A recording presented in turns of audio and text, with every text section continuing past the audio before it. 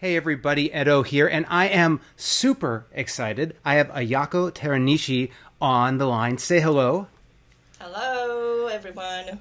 Hello, and I am excited because you are the owner of Big Cat Games. We actually met at KubbleCon because you're local to the Bay Area, Yes. and I think I was talking with Dan, who you were sharing a booth with from Ninja Star Yeah. Games, and you had all of these little Japanese games, or hmm at the time I didn't know it was in Japanese Yeah. specifically, but these little games I had never seen or heard of any of them. And we got to talking. We were talking about Hanafuda and things like that. But you, Big Cat Games, like brings over and sort of carries Japanese independent board games from Japan, Yes. which I think Yes. is absolutely fascinating. So like hmm just starting from the beginning, like, can you tell us about what you're doing and the company and sort of how it all came together? I mean, and then we'll talk about it more. Okay. Yeah. So I'm originally from Japan, and I grew up there. But I've been in the United States now for about like 15, 16 years. And then so I started playing board games here. And then so everything is pretty much kind of like just a Euro and Sure. all these things like a Carcassonne and all these games. And I actually, it's really a shame, but I didn't know about all these. Actually, yeah. So these are the kind of like a really typical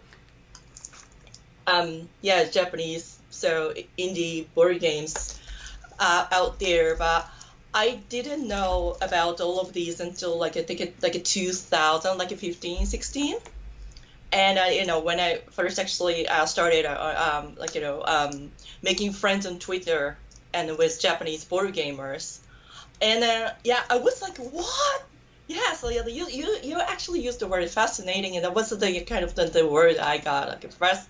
Oh my gosh, these are so cute and fascinating, and Well, these, yeah, and then they amazingly, and then so the culture of all these so Japanese indie, or they call like a doujin games, and then for self-published, just for fun, purely for fun, like publishing activities and the creations, and then I think that for these board games I think there has been like somewhere between like 20 and 30 years of history, I think.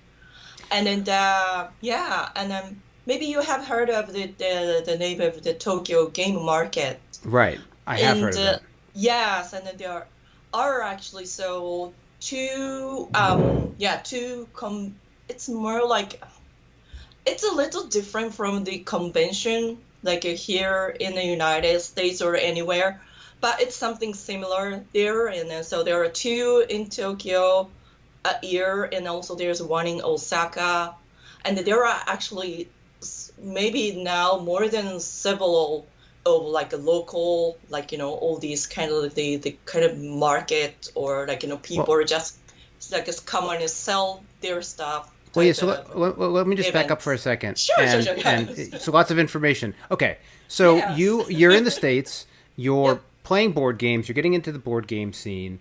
You start engaging on Twitter. Yeah. Now, like it definitely would appear that like there's a very active Japanese Twitter gaming. hmm I don't know what you call it, channel or space, or like there's a very active Yeah, that's the popular community of yeah people. community Yeah. yeah on Twitter in Japan, specifically hmm around games. And so you're like engaging, and then you start seeing them post about their personal games and stuff, or like, Yes. and Yeah. so is there, when we were looking at these little games, hmm they were in boxes. I mean, they Yep. weren't just like, you picked them up earlier. They look like Yep. little published games, but it Yeah. sounds like they're self-published. So are Right. these Yeah. in Japan? What is self-publishing like? Like, is it like there's a service like the Game Crafter, or is it hmm they do it, they wrap it by hand and they make like what? How are these made? Who manufactures them? Like, what's the process? Yeah. It's actually the combination of both, and so there are it's very interesting part of the culture of the Japan entirely, but there are like like small like printing factories all over the countries, and then they're like specifically, doing a very small batch of all these, like games, so they do maybe starting from like just 30 copies or so, or like so 50, they'll do 100. manufactured for that small. So there are actually like several, I think, printing kind of companies. They do like specialized in like printing like all these like cars and things, and the boxes as well. And they can do all these small batches. Like, so if you think about like like publishing board games, like it's maybe the unit of thousands or at least hundreds if you go to like those factories in China or like any other countries. But they do all these small batches, like I mean, it's really interesting. I mean, again, because here in the state, it's exactly what you said. If you're looking to do make a game, just use a manufacturer, whether it's in the States or in China or in Europe, you're there. You're going to start with 1,000 units, 1,500 units, 2,000 units. You can. The game crafter is a solution, and there are certainly print on demand if you're just making cards. But even the game crafter isn't really. I mean, it can get a little cheaper if you're making enough copies, but it's still relatively expensive on demand. And there really isn't a sort of piecemeal network of board game manufacturing in different states, right? Like, you can go to Kinko's or go to printers. I mean, there's a way you could solve it, I'm sure. Yeah. But so it sounds like in Japan, there's a little bit more. Were these traditionally, I mean, and if you don't know the answer, that's fine, but were these traditionally like game manufacturers that are just have factories? Were these, which came first? Were like people looking to find, were factories looking to find new clients to make things, or were there games and they were like, how did it sort of form? Do you know? Yeah, as far as I know, I think only like one or two are kind of like specifically founded for printing like all these kind of like kind of boxes and then cars and things, and then but there is this big like widespread culture of like like so small batch printing, because of that they that the word doujin representing indie originally comes from all these kind of fan fiction publishing and things. Right. For like all these manga and anime stuff, or maybe sci-fi and the military, and actually there's a vast range of topics. And then there's this like this comic market culture. It's actually a lot longer than this game market culture. Sure. And there are like tons of printing companies for like those small batches of like some printing so booklets. Starting with printing small booklets or little manga. And so printing games in smaller batches are actually on that kind of floor of the history and culture. So that's a very interesting part. And so so I think many of the companies that they do this, the board game printing, they maybe like first they started off from something different. Right, but now like they learned that there's this demand. It's and so they're these folks, and they come up with a game. I mean, I've seen it. They're very imaginative. They're very interesting, right? They're like an interesting mechanic, and it's sort of its own thing, and and some of that might be the design culture, and also just that it's so small you can you don't have to please everybody. You can just make a small fun experience. But so then are folks, if somebody's going to print 30 or 50, are these typically just, I mean, there's these gatherings where people, I assume, bring their copies, but are there online sites and communities where it's traded? I mean, how is it, how do you fit it? Okay, so this maybe is a good point. What is that community like, and then how did Big Cat Games come together? So only within Japan, like, so they are so like enclosed within all this cultural and language barrier, as many of us know, and then so when I first started exploring all these Japanese indie games, and then there are only maybe a few or several forks in the States, as far as I recognize, like who really knew and who are really into all these games. And I thought, why these gems are not known to the rest of the world? And then I was literally shocked, and so what? And then that was the right after the, like, I think it was back in like 2017. It was the first year. I went to Spiel in Essen. And Right. then that was actually a huge culture shock to me. And like this is all about board games, like from like so many different countries, and then like big and Oh, small, and huge, huge yeah, convention. huge, yes. And then oh wow, and then these like tiny gems should be actually known to the world like a lot more. And then and then yeah, I then questioned myself, is there anything I can do on my part? And then that's why I started making friends with all these designers slash self-publishers. And then yeah, and I started working with them. And then like can you like maybe like just to delegate 10 of your copies, 10 maybe out of their only like 50 printed copies. Sure, And sure. yeah, I don't really 20% like, of your print run. Can I get 20% of your print right. run? So yeah, I'm gonna actually, like, just to give it a shot. And I really want to see like how like people outside of Japan will react. And then like they said, oh, okay, that's interesting. And they're just like that. They're not really after profit. It's just everything's just for fun. Sure, sure. And yeah, and okay, yeah, let's do it and try it. And so that's how I actually started importing. Maybe started with only like 4 or 5 titles, like back in 2018. Yeah. And then and so you're like, find a need, fill a need. You love board games. You start interacting with this community. You see all these new games. You're blown away. They're so much fun. You want to share them, and you're like, why doesn't anyone know about this? So you start Big Cat Games, and you interact with the community, and they start giving you, say, hey, yes, you can get 20% of my print or 40% of my print. But so then, if I'll list it in the description, but there's your website, which is bigcatgames.biz. Mm-hmm. Yep. And clearly you're listing titles on your site. Were you just selling it online? Have you been taking it to conventions? Obviously you're at KuboCon. Like, so what, so you now have these games. Yep. And so this is like 2018, 2019, you have some products. Yep. And then what did you do?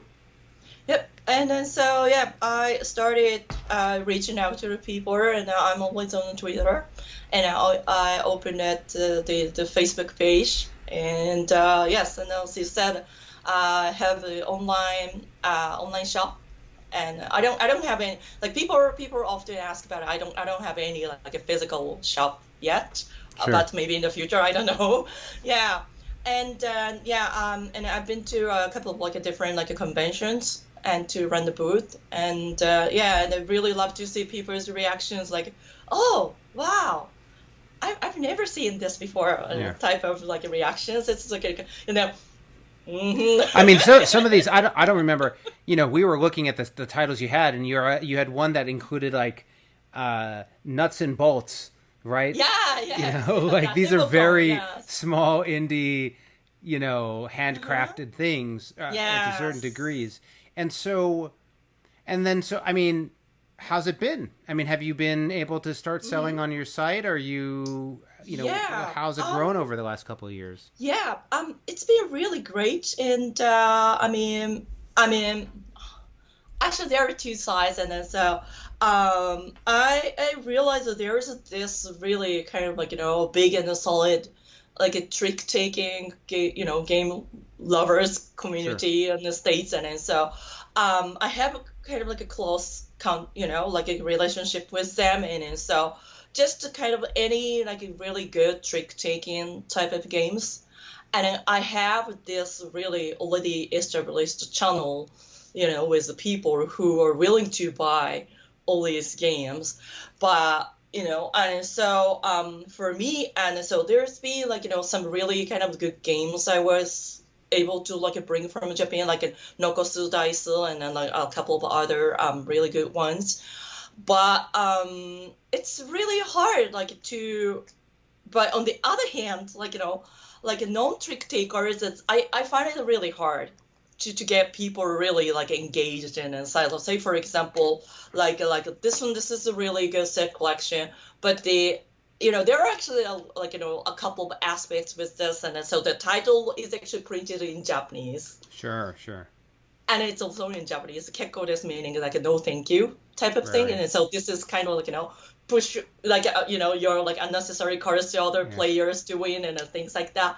And so the concept itself and the game, like the rules and everything is very solid. It's universal, but it's still like really hard to market with some of these games. So yeah, I mean, I have so many questions. Okay, so yeah. So for one, you're like in the States, I have found a group of people who like this type of game, and so whenever I'm looking at games, I go hunt out these games, and if I find a good one, I bring it, and they're excited.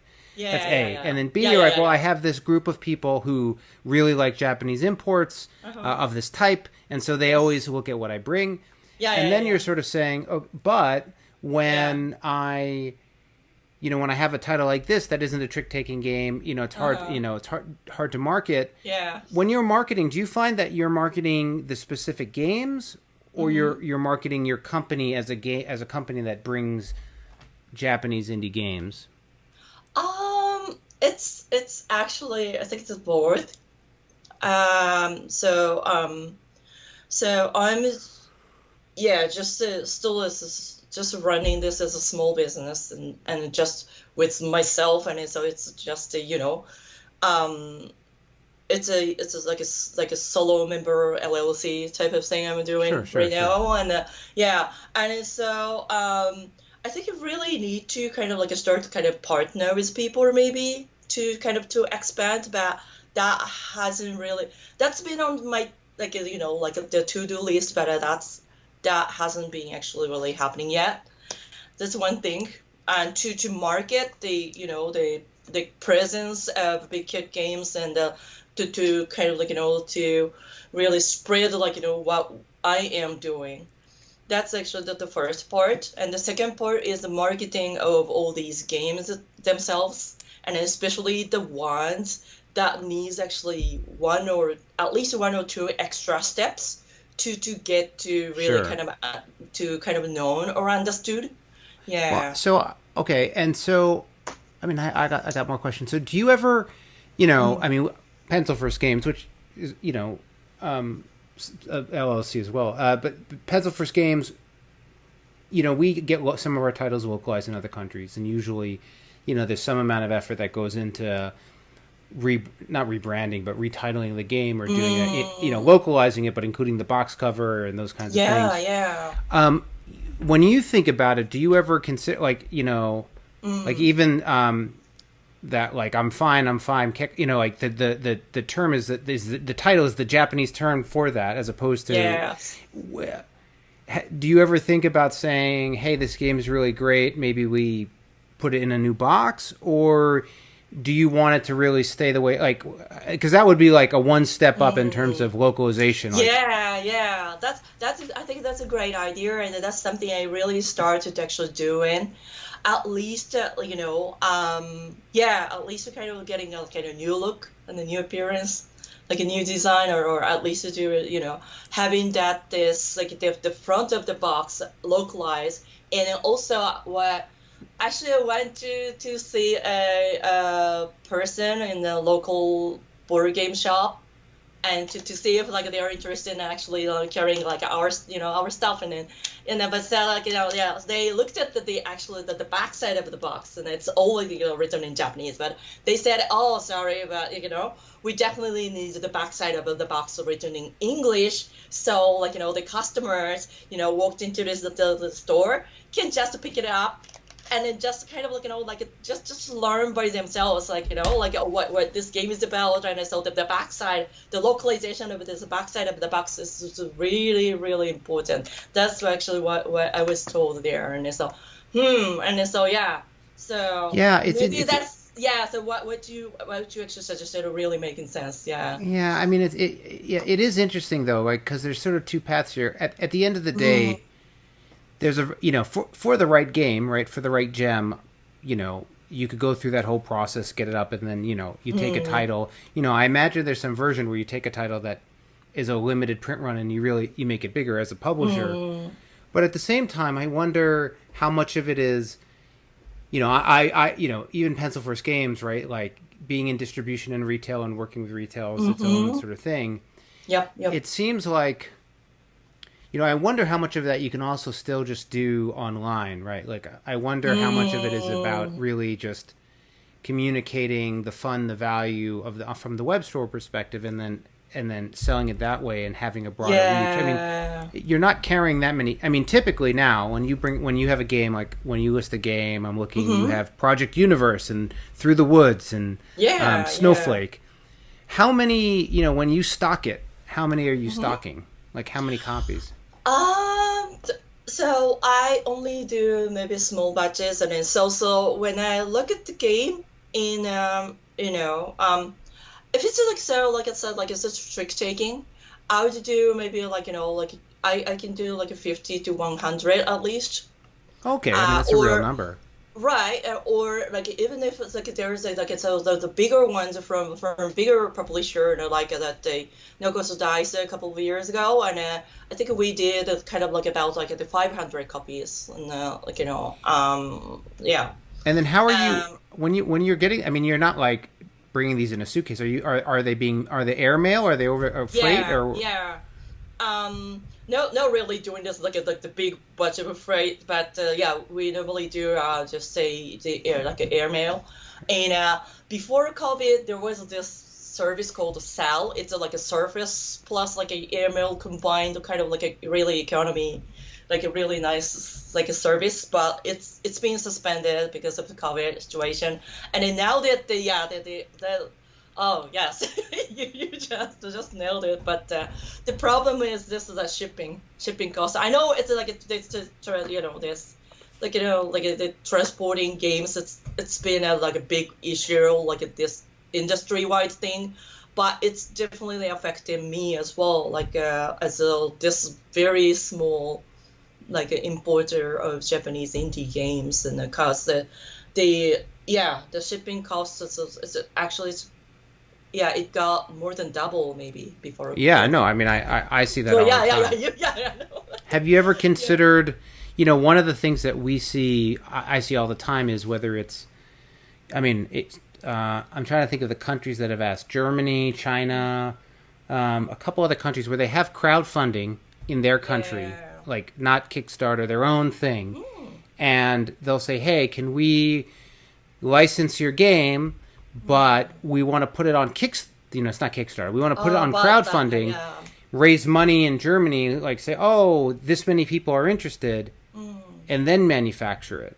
Yeah. Oh Have yeah, you ever yeah. considered? I mean, like a different version would be to take a game that's like that game and try Mm. to raise money on Kickstarter or like Mm. my kids like keyboards, and one of the things they do all the time are these group buys, right? Where Yeah, they yeah. they raise the money for 500 copies, Hmm. and then you put the 500 copy order in and get them. Yeah, yeah. I think that I think that system might work. Yeah, this is really a good idea. And then crowdfunding is something I'm definitely interested. But when I think about it, this I don't know, like I think I need to do like a really more serious math on that, like on the Oh kind of yeah, this don't take me bringing it up as a question to no, say no, go no, do no, it. no. But like no. This is actually this has been like my homework as well, and like thinking about more of this kind of a return on investment part of like doing all this like a Kickstarter and things, and then so I actually helped out a campaign like a couple of years ago, and it went well and it was successful. But like time and energy I needed to invest versus like like what we got and then things, and then so it's really hard, and but I because I didn't do this kind of really with this licensing model or anything. Right. It was just I was doing it as just a kind of like just this middle person doing this like helping this import and like Right. kind Yeah. of Yeah. Yeah. distribution thing and so I really have to kind of like start thinking about that part of this And are you business model. typically Yeah. and you typically have a deal with the creator, and you're Hmm. basically just buying their copy at wholesale type of thing, or Yeah, that's what I do. Yes. got it. And are these Right. are these folks who sell they're these indie Japanese creators? Do they Hmm. typically sell copies to stores in Japan, or are you like one of their Yeah. biggest customers?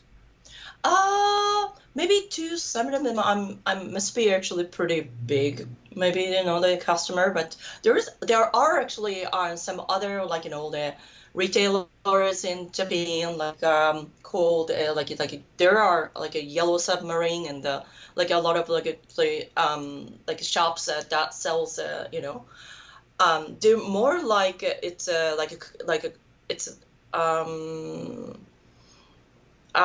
yeah, they can. How do I say? It's a more like a. Sorry, sorry, my English is getting really Don't kind of worry. like weird towards the end of the day. But it's a it's a core assignment. What core segment? I forgot the word. Core segment, What? like It's a core group. like no it's the like so you're actually not wholesaling to that, but to Right. the shop. But Right. shop can actually hold, like like a put Oh, your consignment. Consignment. consignment. Thank you, thank you. Oh my gosh, No, yes, it's fine. It's consignment. fine. Sure. No. Thank you for helping me. Yeah, consignment. Yeah, so type of thing, and then so like yeah, there are I think it's at least several shops, and there's one big web like an online store called I think it's a board game. Yeah, I forgot. But anyway, yeah, they do that all this Got it. stuff, and yeah, so they do that for like like a certain like a wholesale or Got it. Yeah. Yeah. consignment Yeah. price. Yes, Interesting. Interesting.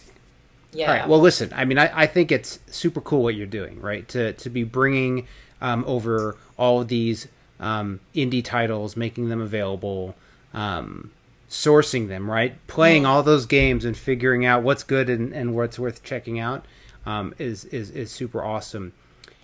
Right now, whether you have them on your store or not, what would you like? What are one or two titles that hmm really impressed you or excited you, like game like of these games, which ones stand out in your mind as like, if you want to check out a great indie Japanese game right now, you should hmm play this? Okay. I That's didn't a mean to very put good you on the spot. question. Okay. No, but like, yes. There are this like I said, so many different types of games, but I really liked it. Oh, that one is it's already actually out published, but the Cat in the Box. Oh, sure. This is definitely good, and but that's definitely indie.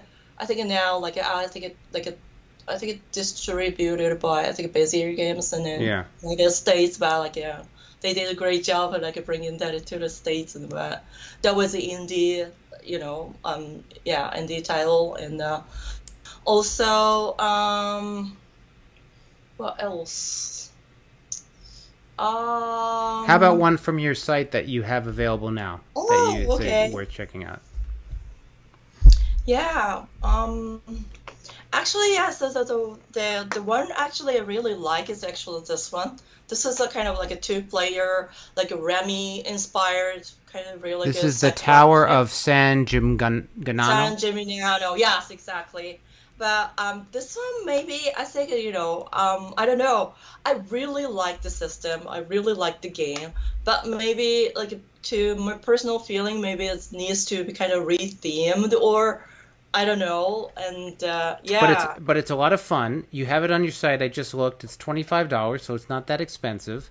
right. Um, so if somebody goes and buys it, does it have English rules inside? Do you translate the rules? What would somebody expect if they bought that? Oh, so all the games I have on the online shop, they comes with English rules ready. Awesome. And like either translated by someone else or myself, and so that's something that's the baseline, and I'm actually I make sure with the the publisher to have it. Awesome. So we definitely need English rules ready somewhere in some ways. So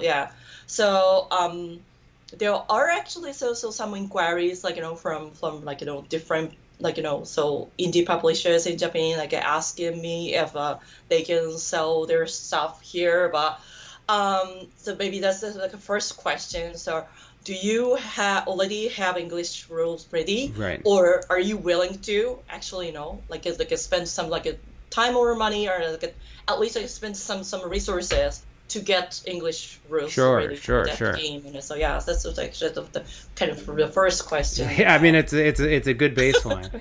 Well, so I'll link the site, and then I'll also link that specific game if folks are interested.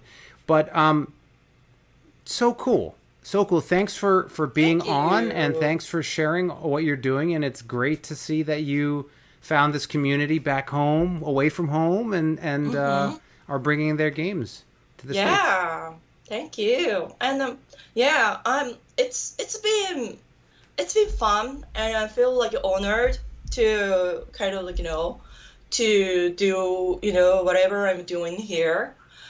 Because I was able to get to know a lot of wonderful people, of course, you at the Kubrick one, and and all other people in this board game community here in the States, and even some in Europe and some other part of the world, and then also in Japan. And so it's been just so fun. Yeah. Awesome. Right. Okay. Thanks so much. Thank you. Okay. Bye. Bye. Hey everybody, Edo here, and thanks for watching Gaming with Edo. Reviews over here on this playlist, League and Insider videos over here on this one. Subscribe, share, all that good stuff. But most importantly, play some great games. Thanks.